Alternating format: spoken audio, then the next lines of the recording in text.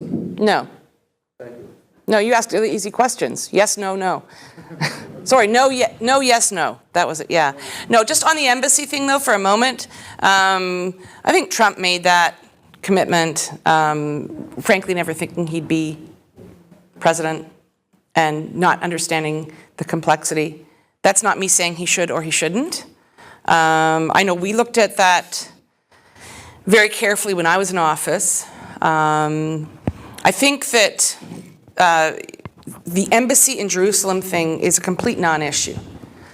The reality in Israel, in the tiniest country in the world, is you actually do, if you're serious about doing business there, you need a presence in Tel Aviv, because that's where the commerce is. So you absolutely have to have a presence there. Having said that, I've never understood the controversy, and I actually wrote about this in the Wall Street Journal, I think it was in December, about the whole moving the embassy thing. It was in the context of another issue, though.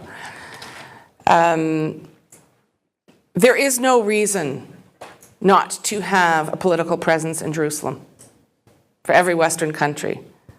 It's the biggest crock of malarkey that they say they won't move there. And why do I say that? Because West Jerusalem, which is where the Knesset is located, is not and never has been disputed territory. Period. Not even to the United Nations, not even to Obama. And that's the seat of the national government.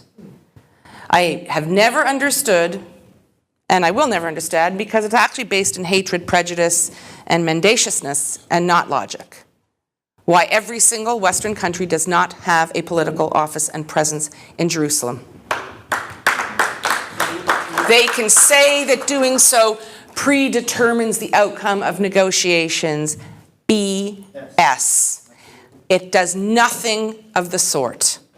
If Norway was to put its political office in, Hebron, okay, so maybe, I get that, but not in Jerusalem, not in West Jerusalem.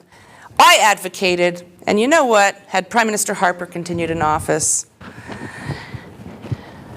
we may have seen the opening of an office, a smaller office that would have accommodated political staff and consular staff.